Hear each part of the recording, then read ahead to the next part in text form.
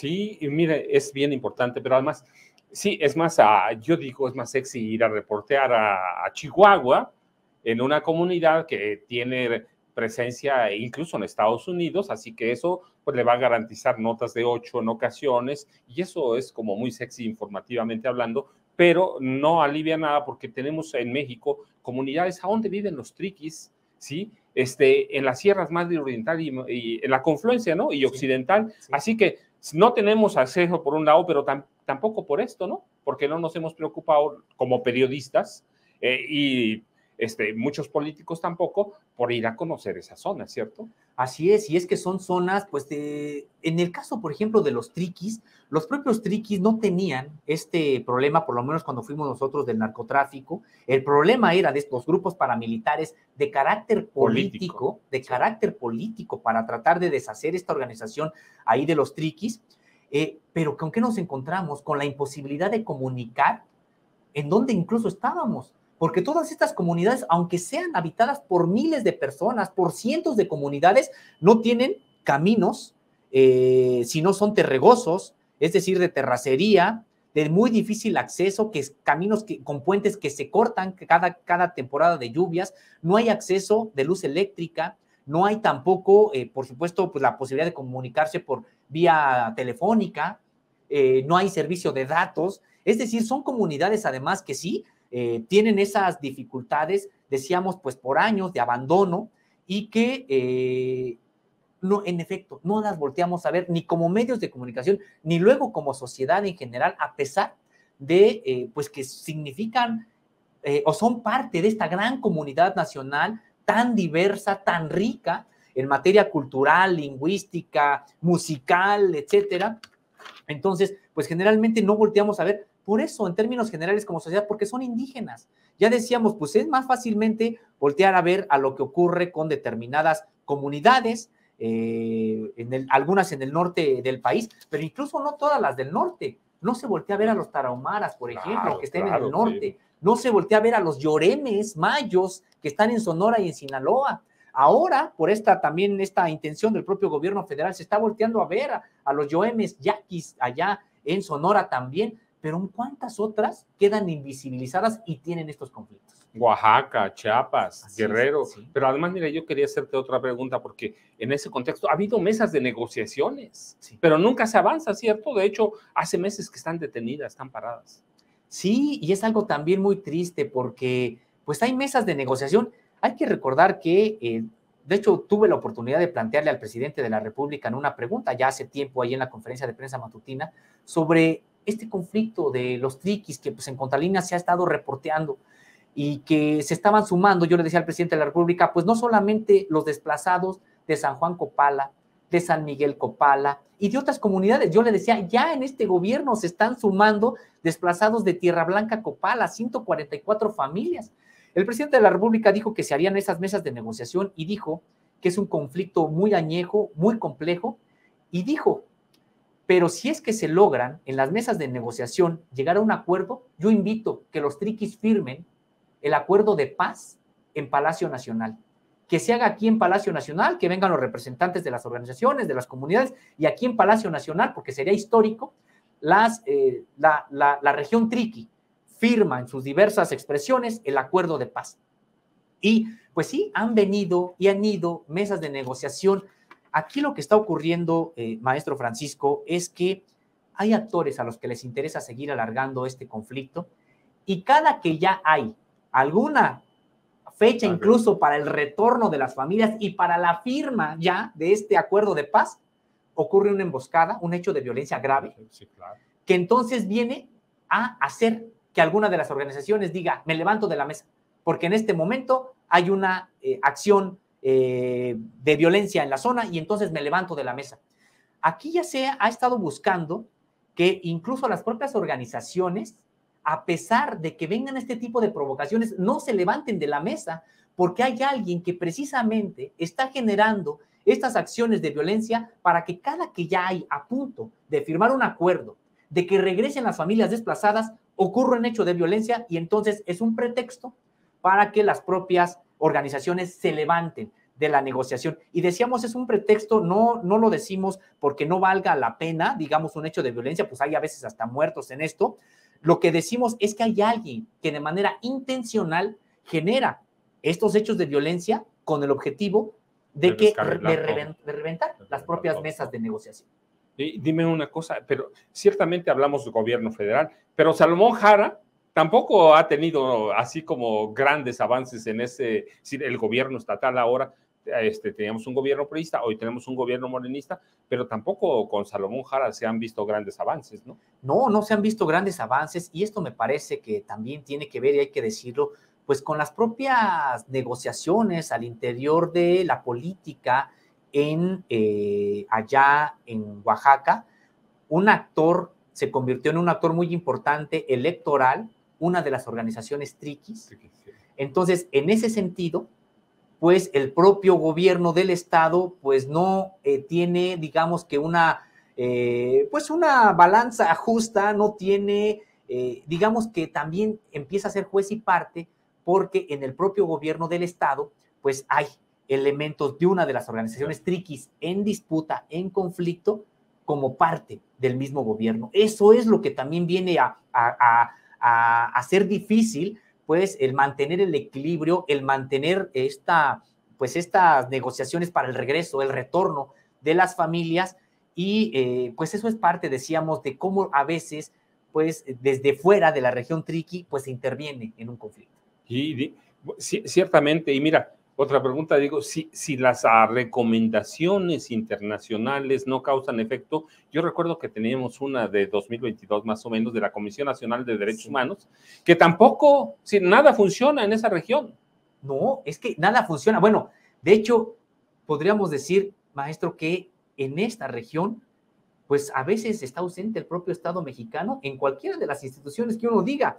Es decir, no hay luego médicos, no hay maestros, etcétera, pero incluso no pueden mantener a raya a estos grupos paramilitares, pues creados desde fuera, pero que a veces asumen una situación de extraterritorialidad de facto, porque pues ellos mismos gobiernan. Cuando ocurre esta emboscada, es para poner el ejemplo de nuestros propios compañeros, y un grupo de contralínea trata de ingresar, tratamos de ingresar y inmediatamente la policía ya nos dice, no, es que si ingresan puede haber una emboscada y pues ustedes pueden ser víctimas. Entonces, por la presión social que se empieza a hacer en la Ciudad de México, el escándalo de la muerte muy lamentable de estos dos defensores de derechos humanos, el saber que había periodistas que estaban en calidad de desaparecidos, empieza a generar una presión social importante, y entonces el gobierno, entonces, de Enrique Peña Nieto, perdón, todavía de Felipe Calderón, pues envía un grupo de la Policía Federal, del Ejército Mexicano, etcétera, para tratar de pues acceder a la propia zona. Y de momento vemos que los propios efectivos del ejército se quedan a la entrada de la zona triqui y dicen, es que no podemos entrar. ¿Por qué no pueden entrar? Pues porque hay un grupo paramilitar.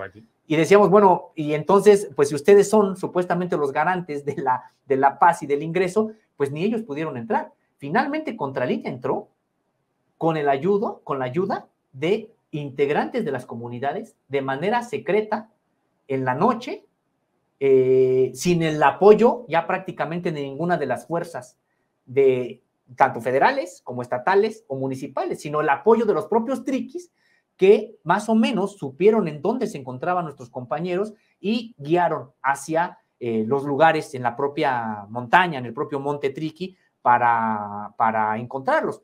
Entonces, decíamos, ni siquiera el ejército mexicano en ese tiempo podía ingresar, porque estaban estos grupos ahí. Entonces, es importante, digamos, para dimensionar el tipo de conflicto que es el que están padeciendo estas familias triquis ahí. Mire usted, ¿qué es el triqui? Pues una lengua indígena nacional, pues no tenemos oficial, pero tenemos lenguas nacionales, con por lo menos 4 variantes, pero para que vayamos conociendo, no solo de darle datos de los triquis, no, son una comunidad, ya decíamos, a cerca de 30,000 habitantes, pero con todo lo que nos cuenta Zósimo, Si no hay garantías para los desplazados, Sósimo, tampoco hay protección para las víctimas que están allí, ¿no? Es que es el gran problema, no están ahí. ¿Cómo dicen? En estas mesas de negociación se llegó a plantear, pues que regresen las familias. Está bien que regresen las familias. Bueno, ¿cómo van a regresar las familias si el grupo sigue? Si el grupo que las desplazó y que las amenazó por no pertenecer a una organización, ahí sigue. Están prácticamente diciéndoles, pues ya sométanse a esa organización, sean parte de esa organización y ya no les van a hacer nada, y también habría que ver el grupo paramilitar.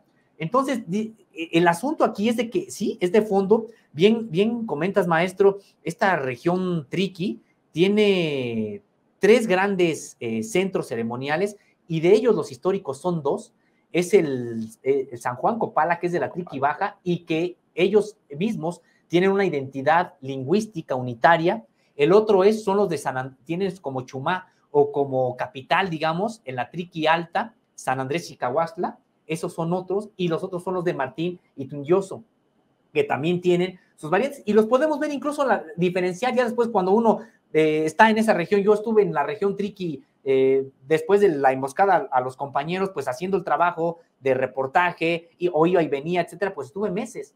Entonces tuve la oportunidad de incluso distinguir los propios huipiles, que uno puede ver los rojos de San Juan Copala, los rojo con blanco de San Andrés Chicahuastla, y los blanco con morado de Itunyoso, San Martín Itunyoso. Entonces uno empieza incluso hasta a distinguirlos, todos ellos, por eso dicen, somos una nación, la nación Triqui, que incluso entre ellos tienen sus variantes, claro, sus variantes lingüísticas, que no son políticas. No. Ya las políticas son otras, sí, que tienen las diferencias. Hay 4 variantes lingüísticas, ¿sí? Y como dices tú, pues no hay posibilidades, no hay garantías de un retorno seguro, y yo supongo que hay siempre más y más acciones de violencia, ¿no?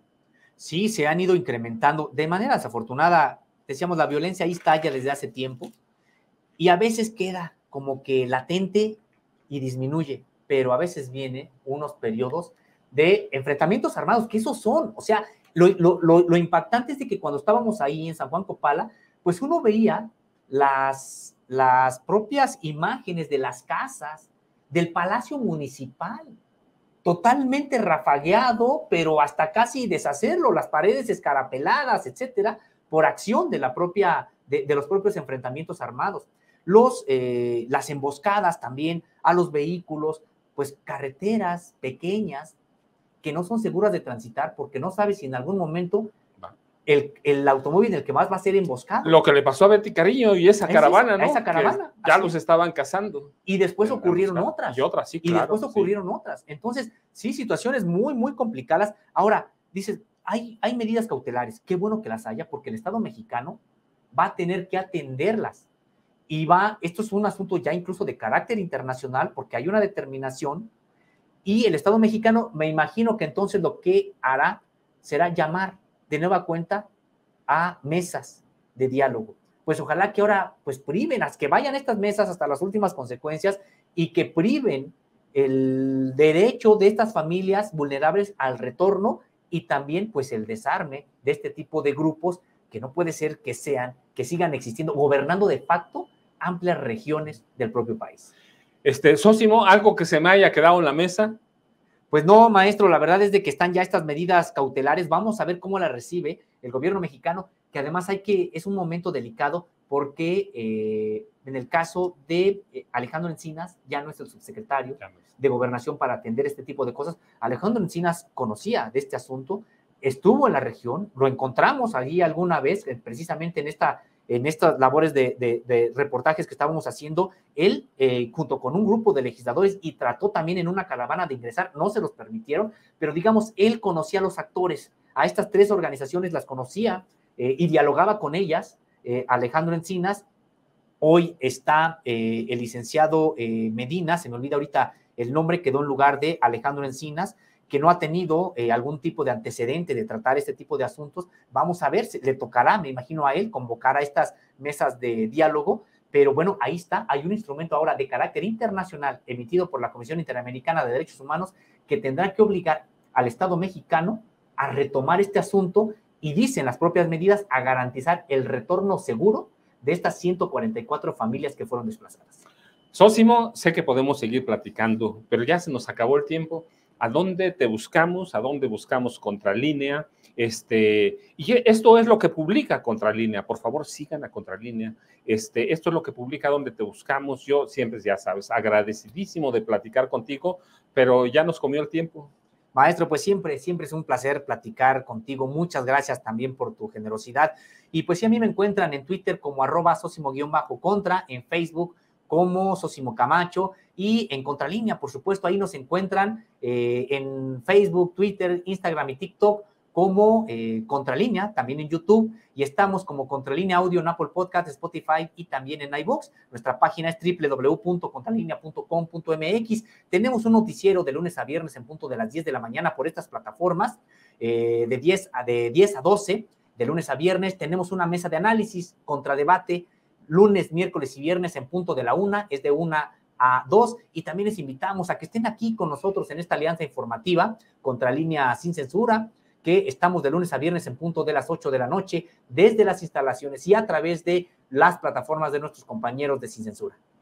Y usted, yo le agradezco infinitamente a Sósimo, ya lo sabe, siempre es un placer platicar con él. Usted, por favor, no se nos vaya, tenemos todavía, bueno, este es el espacio, recuerde, de Vicente Serrano, que no esté, no porque no esté, la verdad es porque me daba oportunidad de platicar con todo el mundo, de aprender de personas como Sósimo, de periodistas o políticos que pasan por aquí, que le enseñan a uno. Y no se vaya, por favor, porque tenemos una entrevista con la diputada Brenda Espinosa López sobre todo lo que pasó ayer en la Cámara de Diputados en el marco de la aprobación, ya está aprobado, de la aprobación, discusión y aprobación del presupuesto de la Federación para 2024. Ya sabes que se armó un sainete ahí, 50 horas de discusión, más o menos, poco más de 50 horas, así que no se vaya, por favor, quédese con nosotros un rato más. Muchas gracias.